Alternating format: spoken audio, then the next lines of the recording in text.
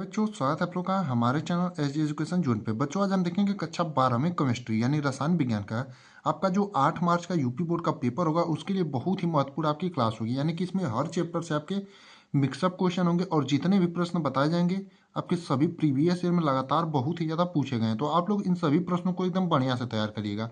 उससे पहले अगर आप लोग चैनल पर नए हैं तो चैनल को सब्सक्राइब कर लीजिए और वीडियो को लाइक करिए और वीडियो को अपने दोस्तों के साथ ज़्यादा से ज़्यादा शेयर करिए। आपका वन शॉट वीडियो होगा और इसमें बहुत सारे आपको महत्वपूर्ण प्रश्न देखने को मिलेंगे।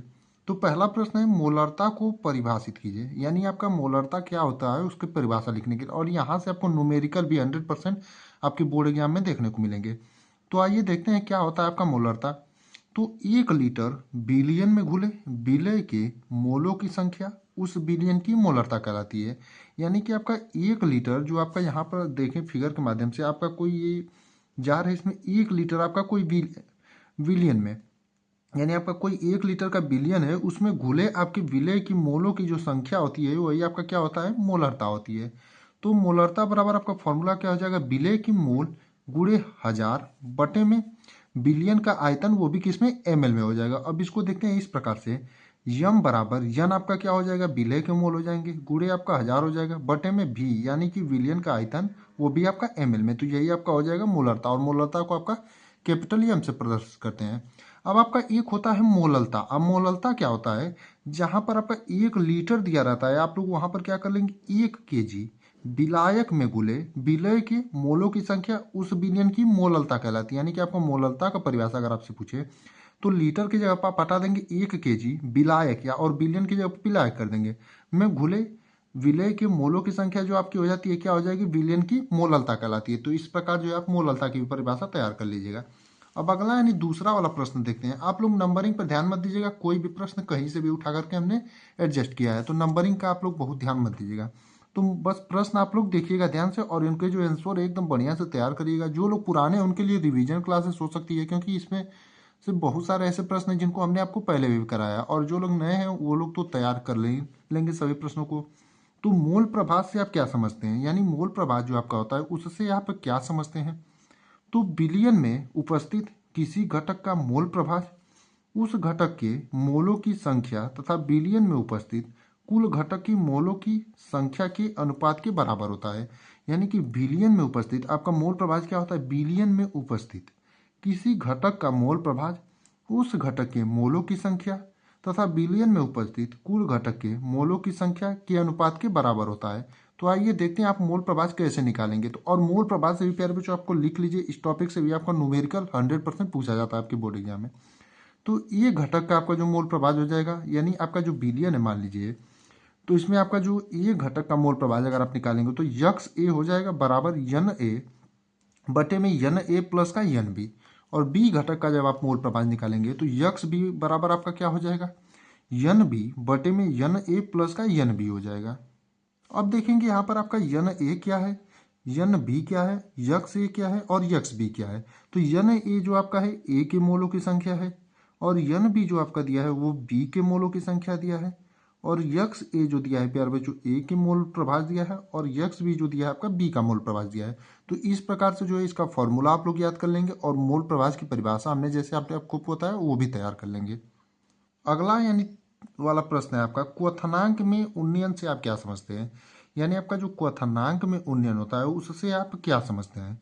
तो किसी विलायक में कोई अवाष्पशील पदार्थ घोल देने पर क्वथनांक में होने वाली वृद्धि में उन्नयन, यानी क्वथनांक में होने वाली वृद्धि जो होती है क्वथनांक में उन्नयन कहते हैं। यानी किसी विलायक में जो है कोई अवाष्पशील पदार्थ घोल देने पर जो क्वथनांक में होने वाली वृद्धि होती है उसी को आपका क्वथनांक में उन्नयन कहते हैं।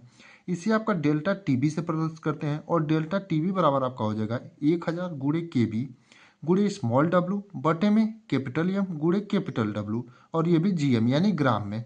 अब देखेंगे आपका कैपिटल आपका डब्लू क्या है और स्मॉल डब्लू क्या है और कैपिटल एम क्या है और केबी क्या है और आपका डेल्टा टीबी क्या है।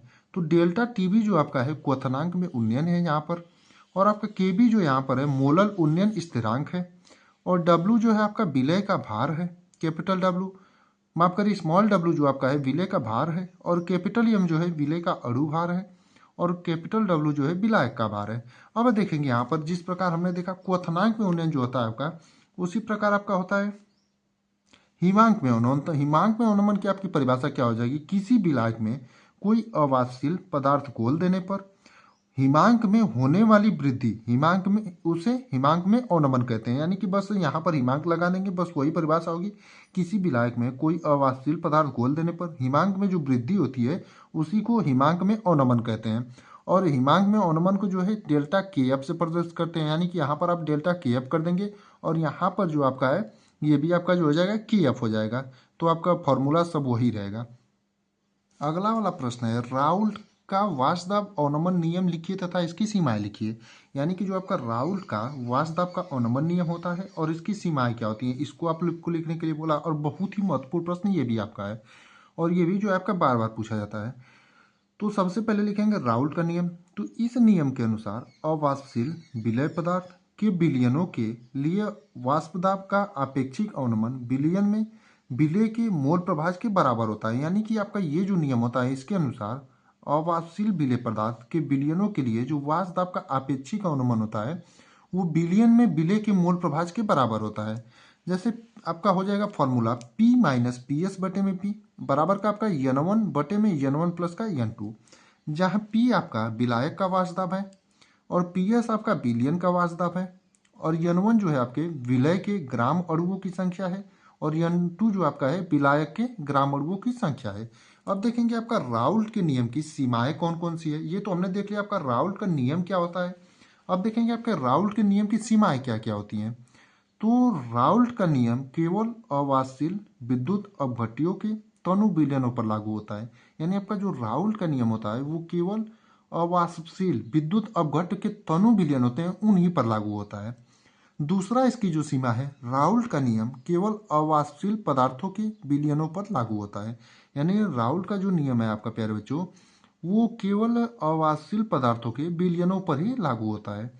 तीसरा जो आपका है जो पदार्थ विलयन में संगुणित होते हैं उन पर भी राउल्ट का नियम लागू होता है। यानी कि आपके जो पदार्थ विलयन में संगुणित होते हैं उन पर भी आपका जो है राउल्ट का नियम लागू होता है। तो यही आपके जो है राउल्ट के नियम की कुछ सीमाएं हैं। अब अगला वाला प्रश्न है क्या होता है जब आपका CH Cl3 क्लोरोफॉर्म को सूर्य के प्रकाश तथा वायु में खुला रखा जाता है। तो आपका क्या होता है जब CH Cl3 यानी क्लोरोफॉर्म को सूर्य के प्रकाश तथा वायु में खुला रखा जाता है। तो क्लोरोफॉर्म सूर्य के प्रकाश की उपस्थिति में वायु से क्रिया करके फॉस्जीन बनाता है। यानी कि अगर क्लोरोफॉर्म को सूर्य के प्रकाश की उपस्थिति में वायु से क्रिया करके आपका क्या बनाता है, फॉस्जीन बनाता है। आपका समीकरण हो जाएगा CH Cl3 और आपका H भी आपका जो प्रकाश हो जाएगा और ये जब क्रिया करेगा तो COCl2 बनाएगा यानी फॉस्जीन बनाएगा और आपका क्या बनाएगा HCl यानी हाइड्रोक्लोरिक अम्ल बनाएगा। अगला प्रश्न देखेंगे दिया है वैद्युत रासायनिक श्रेणी किसे कहते हैं, इसके प्रमुख लक्षण तथा दो प्रमुख उपयोग लिखिए। यानी आपका जो वैद्युत रासायनिक श्रेणी होती है प्यारे बच्चों किसे कहते हैं ये पूछा और इसके दो प्रमुख लक्षण और दो प्रमुख उपयोग भी पूछा है। तो सबसे पहले लिखेंगे आपका वैद्युत रासायनिक श्रेणी होता क्या है। तो विभिन्न धातुओं तथा अधातुओं को उनके मानक इलेक्ट्रोड विभव यानी जिसे अपचयन विभव कहते हैं कि बढ़ते हुए क्रम में रखने पर जो श्रेणी प्राप्त होती है उसे वैद्युत रासायनिक श्रेणी कहते हैं। अब आपका उम्मीद करते हैं आपको वैद्युत रासायनिक श्रेणी समझ में आ गया होगा। अब देखेंगे वैद्युत रासायनिक श्रेणी के आपके लक्षण क्या क्या होते हैं।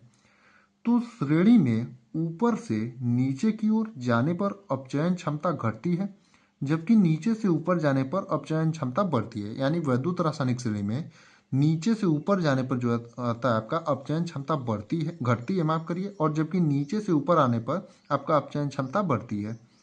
दूसरा आपका है हाइड्रोजन के ऊपर के सभी तत्व अम्लों से क्रिया करके हाइड्रोजन गैस मुक्त करते हैं जबकि नीचे वाले तत्व अम्लों से क्रिया करके हाइड्रोजन गैस मुक्त नहीं करते हैं।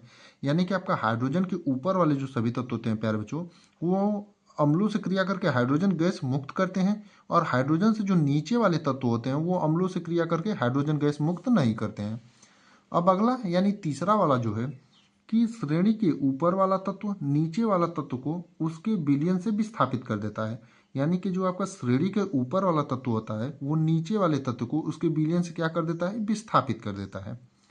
चौथा जो इसका लक्षण है हाइड्रोजन के ऊपर के सभी तत्व जल या भाप के साथ क्रिया करके H2 गैस देते हैं। यानी कि हाइड्रोजन के ऊपर के जो सभी तत्व होते हैं जल या भाप के साथ क्रिया करके आपका क्या देते हैं, H2 गैस देते हैं। अब देखेंगे इसका उपयोग आपका, तो उपयोग में किसी सेल के मानक विद्युत वाहक बल का निर्धारण करने में होता है। दूसरा आपका धातुओं की क्रियाशीलता की तुलना करने में, यानी इसके उपयोग कौन कौन से हैं, तो किसी सेल के मानक विद्युत वाहक बल का निर्धारण करने में, और दूसरा आपका धातुओं की क्रियाशीलता की तुलना करने में। अब देखेंगे अपना अगला वाला प्रश्न। तो अगला प्रश्न है कि कोलर-हाउस के नियम को समझाइए तथा इस नियम के अनुप्रयोग उदाहरण सहित लिखिए। यानी कोलर-हाउस के नियम को आपको समझाने के लिए बोला है और इसका जो है अनुप्रयोग उदाहरण के साथ लिखने के लिए बोला है। तो सबसे पहले देखेंगे आपका कोलर-हाउस का नियम। तो इस नियम के अनुसार किसी विद्युत अपघट्य की अनंत तनुता पर चालकता इसके धनायनों तथा ऋण आयनों की मोलर चालकताओं के योग के बराबर होता है। यदि प्रत्येक चालकता पद को विद्युत अपघट्य सूत्र में उपस्थित संगत आयनों में उपस्थित संख्या से गुणा किया जाए, यानी कि आपका क्या होता है, तो इस नियम के अनुसार किसी विद्युत अपघट्य की जो अनंत तनुता पर चालकता है इसके धन आयनों तथा ऋण आयनों की मोलर चालकताओं के योग के बराबर होता है। जैसे आपका उदाहरण हो जाएगा यस आपका लेंडा इन्फिनेटिव एच बराबर एच लेंडा इन्फिनेटिव प्लस का लेंडा इन्फिनेटिव Cl हो जाएगा। तो ये आपका उदाहरण हो जाएगा। अब पूछा था आपसे कोलर-हाउस के नियम के अनुप्रयोग। तो आपके कोलर-हाउस के नियम के अनुप्रयोग कौन कौन से होते हैं, अनंत तनुता पर दुर्बल विद्युत अपघट्य की मोलर चालकता ज्ञात करना। दूसरा आपका हो जाएगा दुर्बल विद्युत अपघट्य के वियोजन की मात्रा की गणना करना। अब देखेंगे अगला वाला प्रश्न, नरनस्ट समीकरण के इलेक्ट्रोड विभव का समीकरण लिखिए और उसमें दिए गए संकेतों को स्पष्ट कीजिए। तो आपका नरनस्ट समीकरण देखेंगे तो आपका क्या हो जाएगा, E=E0 माइनस 2.303 RT बटे में यम एफ लॉग 1 के पावर यम एन की पावर प्लस, और ये आपका हो जाएगा नरनस्ट समीकरण, जहां ई आपका क्या होता है, इलेक्ट्रोड विभव, E0 आपका क्या होता है, मानक इलेक्ट्रोड विभव, आर आपका होता है गैस नियतांक, और टी आपका क्या होता है, परम ताप होता है, और स्मॉल एन जो होता है इलेक्ट्रॉन की संख्या होती है, एफ आपका जो है आप फैराडे नियतांक है, और यम एन की पावर प्लस जो दिया है धातु आयनों की संख्या होती है। अब देखेंगे अपना अगला वाला प्रश्न कि विद्युत लेपन को उदाहरण द्वारा समझाइए। यानी आपका जो विद्युत लेपन होता है उसको उदाहरण द्वारा समझाने के लिए होता है। तो आपका क्या होता है विद्युत लेपन, आइए देखते हैं। उम्मीद करते हैं आपको क्लास एकदम बढ़िया लग रही होगी और आप लोग जो है एकदम क्लास को पूरा एंजॉय करके देख रहे होंगे। तो विद्युत लेपन को उदाहरण द्वारा समझाने के लिए बोला है। तो विद्युत अपघट्य द्वारा एक धातु पर दूसरी धातु की पतली परत चढ़ाने की प्रक्रिया को विद्युत लेपन कहते हैं। यानी आपका किसी विद्युत अपघट्य पर जो है एक धातु पर दूसरी धातु की जो है पतली परत चढ़ाने की प्रक्रिया को विद्युत लेपन कहते हैं। जैसे उदाहरण आप देख लेंगे, कापर धातु पर जिंक धातु की पतली परत चढ़ाना, यानी कापर धातु पर जो है हम जिंक धातु की पतली परत चढ़ाते हैं, ये आपका विद्युत लेपन का क्या हो जाएगा, उदाहरण हो जाएगा।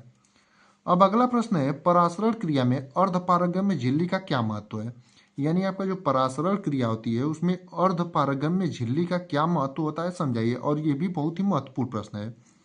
अर्धपारगम्य झिल्ली शुद्ध विलायक के छोटे आकार के कणों को बाहर निकाल देती है, जबकि विलय के अशुद्ध बड़े आकार कणों को बाहर नहीं निकलने देती है। यानी कि अर्धपारगम्य झिल्ली जो होती है शुद्ध विलायक के छोटे आकार के कणों को बाहर निकलने देती है, यानी कि छोटे आकार के जो कण होते हैं उनको विलायक के बाहर निकलने देती है, जबकि विलय के अशुद्ध बड़े आकार के कणों को बाहर नहीं निकलने देती है। यही जो होता है परासरण क्रिया में अर्धपारगम्य झिल्ली का महत्व होता है। अगला क्वेश्चन पूछा है, क्लोरोबेंजीन से डीडीटी कैसे प्राप्त करोगे। तो आपका क्लोरोबेंजीन से जो है डीडीटी कैसे प्राप्त करेंगे। सबसे पहले हम लिखेंगे क्लोरोबेंजीन का सूत्र, यहाँ पर आपका ऊपर लगा रहेगा Cl, और इसके लेंगे 2 अणु, और इसकी क्रिया किससे कराएंगे, क्लोरल से कराएंगे, यानी CCl3 और CHO से। जब क्लोरोबेंजीन की क्रिया क्लोरल से कराएंगे तो आपका क्या बन जाएगा, यहाँ पर आपका DDT बन जाएगा और H2O बन जाएगा। यानी कि क्लोरोबेंजीन की क्रिया क्लोरल से जब कराएंगे तो आपका जो है DDT हमें प्राप्त हो जाएगा। अगला वाला प्रश्न है, एसीटोन से क्लोरोफॉर्म, यानी एसीटोन से जो है हम क्लोरोफॉर्म कैसे प्राप्त करेंगे। तो हमारा हो जाएगा CH3COCH3, यानी एसीटोन ले लेंगे और इसकी क्रिया किससे कराएंगे, Cl2 से कराएंगे, यानी क्लोरीन से कराएंगे, और क्लोरीन के आपके 3 अणु रहेंगे, और किसकी उपस्थिति में, NaOH की उपस्थिति में। तो आपका क्या बनेगा, CHCl3 यानी क्लोरोफॉर्म बनेगा, और NaCl बनेगा, उसके बाद जल बनेगा, और आपका CH3COO बनेगा। यानी एसीटोन की जब अभिक्रिया आपका क्लोरीन और सोडियम हाइड्रोक्साइड से कराएंगे तो आपका जो है क्लोरोफॉर्म प्राप्त होगा।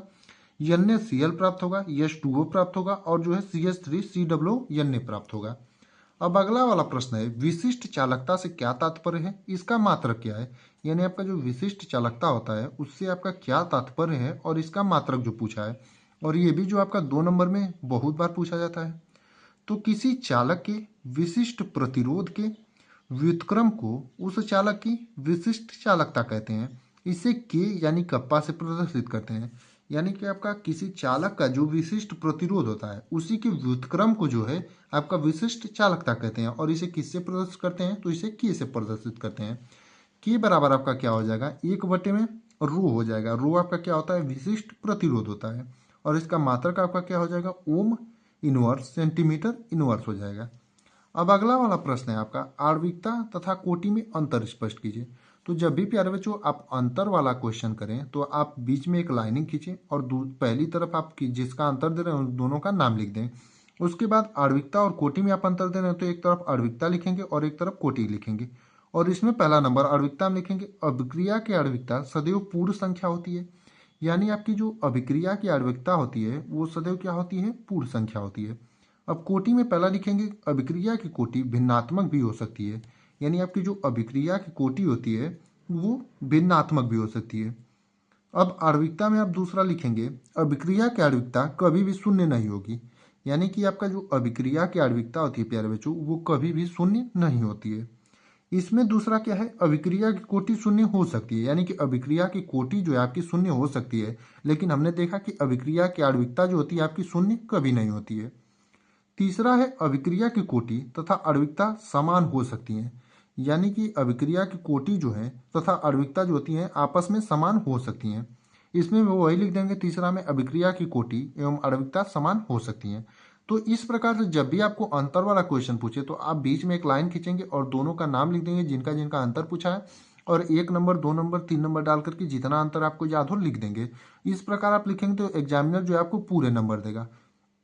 अब अगला वाला क्वेश्चन है, सेट जेफ नियम पर टिप्पणी लिखिए। प्यार बच्चों आप लोग इस क्लास को एकदम पूरा देखिएगा क्योंकि इस क्लास में आपको बहुत सारे महत्वपूर्ण प्रश्न कराए जाएंगे।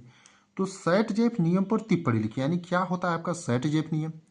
तो सेट जेफ नियम इस प्रकार है, यानी सेट जेफ जो नियम आपका है इस प्रकार है, जब कोई हेलो एल्केन दो विभिन्न रीतियों से हाइड्रोजनीकरण अभिक्रिया द्वारा दो भिन्न भिन्न एल्कीनों का निर्माण करने में सक्षम है तो सबसे अधिक प्रतिस्थापित एल्कीन ही मुख्य उत्पाद होगी।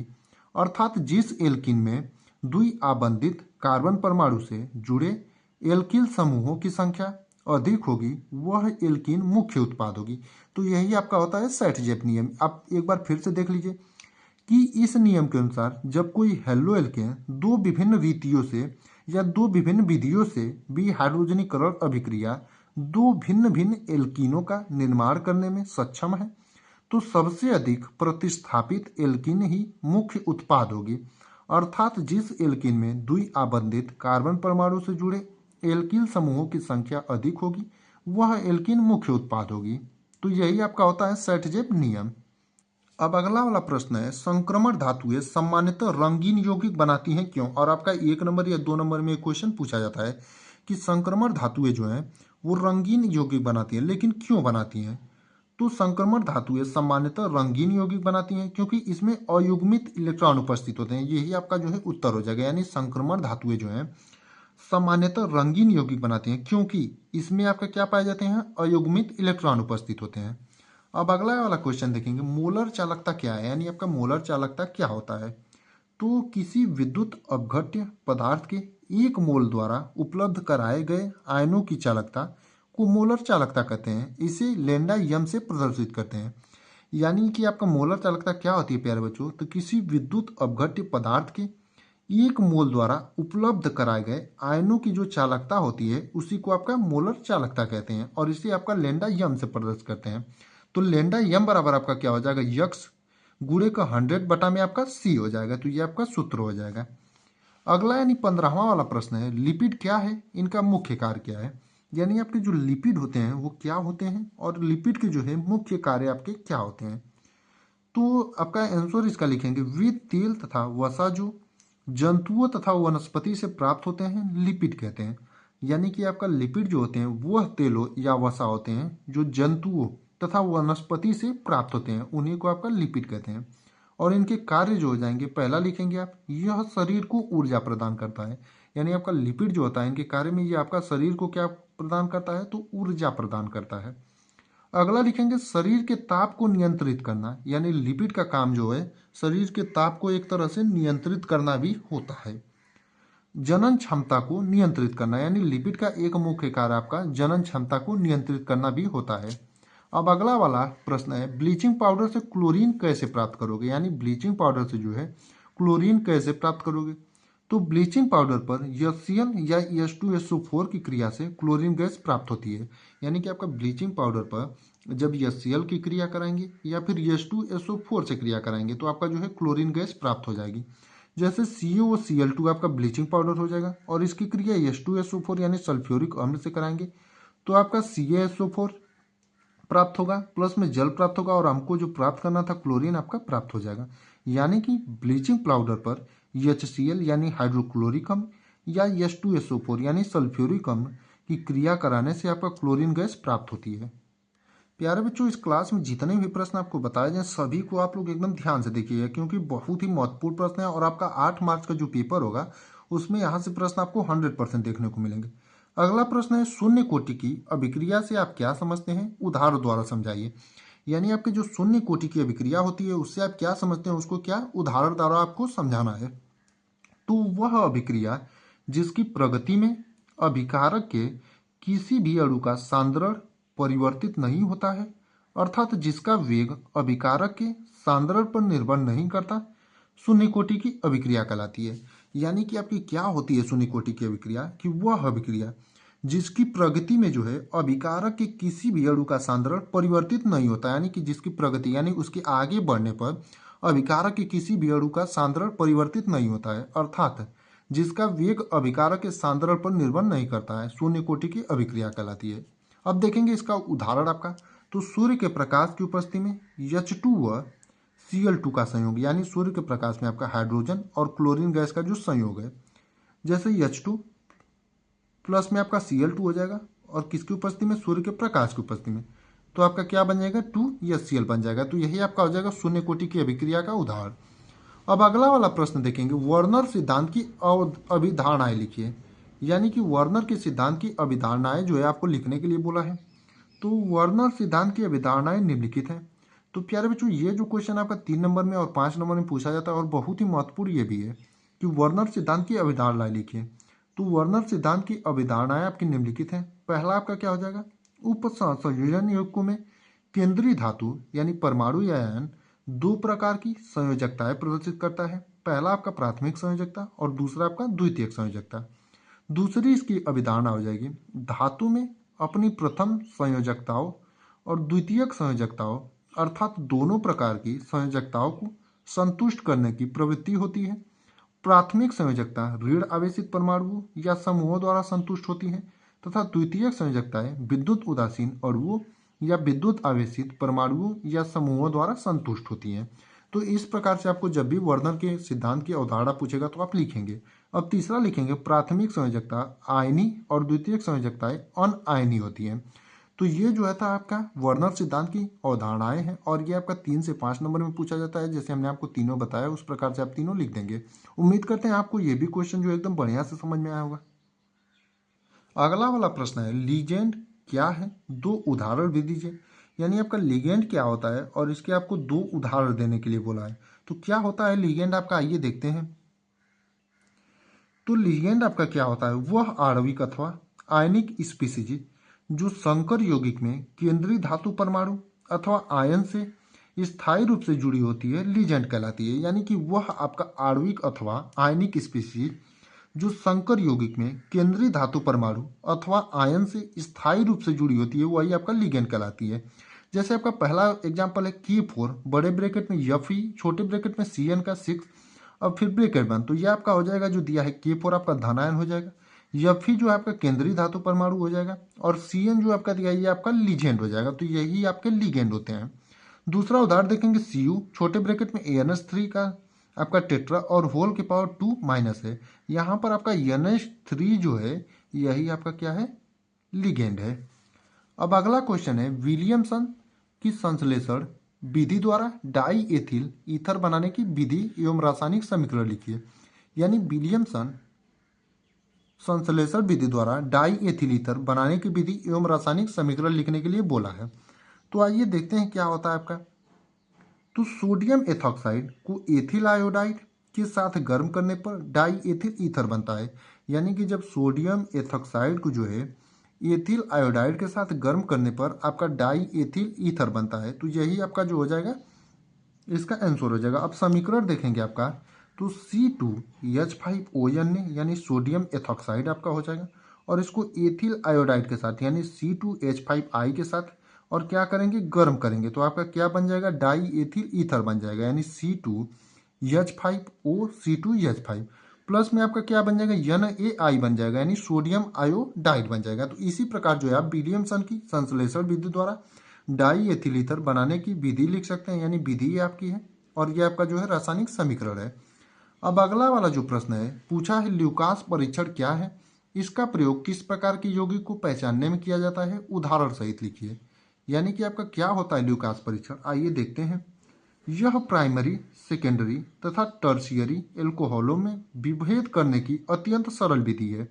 यह भिन्न भिन्न एल्कोहलों की ल्यूकॉस अभिकर्मक सांद्र HCl प्लस निर्जल ZnCl2 के प्रति भिन्न भिन्न गति से अभिक्रिया करने पर आधारित है। किसी एल्कोहलों में ल्यूकॉस अभिकर्मक मिलाने पर एल्किल क्लोराइड बनते हैं, जिससे धुंधलापन उत्पन्न होता है।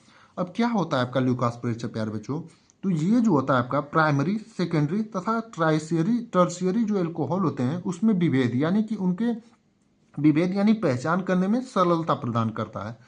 अब देखेंगे इसको आपका उदाहरण के माध्यम से। ROH यानी कि एल्किल एल्कोहल हो जाएगा, प्लस में आपका सांद्र HCl हो जाएगा, इसकी अभिक्रिया कराएंगे निर्जल ZnCl2 की उपस्थिति में, तो आपका क्या बनेगा, RCl बनेगा, यानी एल्किल क्लोराइड बनेगी, और यही जो है धुंधलापन उत्पन्न होता है इसी से, प्लस में आपका जल बनेगा। जो आपका पहला नंबर पर देखेंगे, कमरे के ताप पर टर्शियरी एल्कोहल तुरंत धुंधलापन उत्पन्न करते हैं। यानी कि जो कमरे के ताप पर आपका होता है उसमें जो है आपका टर्शियरी एल्कोहल जो होते हैं तुरंत आपका धुंधलापन उत्पन्न करते हैं। दूसरा आपका है, कमरे के ताप पर सेकेंडरी एल्कोहल 5 से 10 मिनट बाद धुंधलापन उत्पन्न करते हैं। यानी कि आपका कमरे के ताप पर जो है सेकेंडरी एल्कोहल जो है 5 से 10 मिनट बाद जो है धुंधलापन उत्पन्न करते हैं।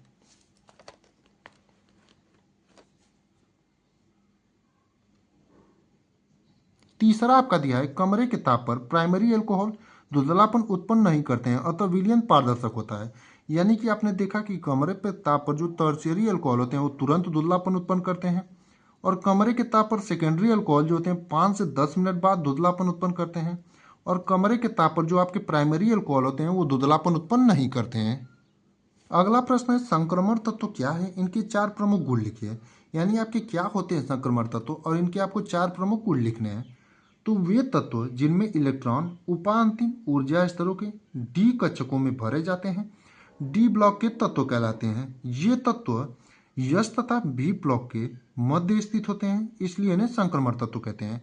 यानी कि आपका वे तत्व जिनमें इलेक्ट्रॉन उपांतिम ऊर्जा स्तरों के डी कक्षकों में भरे जाते हैं वो डी ब्लॉक के तत्व आपके कहलाते हैं, और ये तत्व जो होते हैं यस तथा पी ब्लॉक के मध्य स्थित होते हैं, इसलिए इन्हें क्या कहते हैं, आपका संक्रमण तत्व कहते हैं। अब विशेषताएं इनकी देखेंगे, तो इनमें धात्विक चालकता उपस्थित होती है। यानी कि आपका जो संक्रमण तत्व होते हैं इनमें आपकी क्या उपस्थित होती है, तो धात्विक चालकताएं उपस्थित होती हैं। दूसरी विशेषता जो है ये संकर आयन बनाते हैं, यानी आपके जो संक्रमण तत्व होते हैं प्यारे बच्चों संकर आयन बनाते हैं। तीसरी विशेषता है ये रंगीन लवण बनाते हैं, यानी आपके जो संक्रमण तत्व होते हैं ये रंगीन लवण भी बनाते हैं। और चौथी है ये अनुचुंबकीय गुण तथा उत्प्रेरक गुण दर्शाते हैं, यानी जो संक्रमण तत्व होते हैं ये अनुचुंबकीय गुण तथा उत्प्रेरक गुण दर्शाते हैं।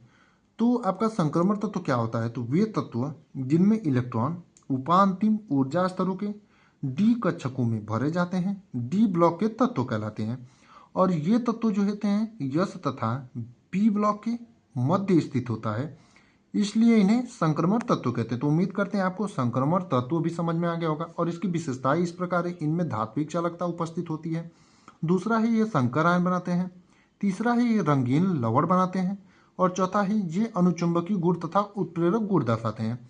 तो आपका ये जो है इतने प्रश्न आप लोग बढ़िया से तैयार करिएगा। जो बच्चे पहले से पढ़े होंगे उनका रिवीजन हो जाएगा अगर पूरा देख लेंगे 30 मिनट। और जो बच्चे नए हैं वो लोग जो है इन क्लासेस को सभी प्रश्न जो भी बताए गए हैं सभी प्रश्नों को एकदम बढ़िया से तैयार करिएगा, क्योंकि यहाँ से आपके न्यूमेरिकल आते हैं और आपके बनाने की विधि वाले प्रश्न आते हैं और आपके बहुत सारे बढ़िया बढ़िया प्रश्न बताए गए हैं जो आपके बोर्ड एग्जाम में लगातार पूछे जाते हैं। तो उम्मीद करते हैं आपको क्लास एकदम बढ़िया लगी होगी और एकदम मस्त ज़बरदस्त लगी होगी। तो आप लोग इन प्रश्नों को एकदम बढ़िया से तैयार करिएगा और वीडियो को लाइक और शेयर जरूर करिएगा। और आगे आने वाले दिनों में ऐसी ही क्लासेस आपको रोज़ इसी चैनल पर मिलती रहेंगी।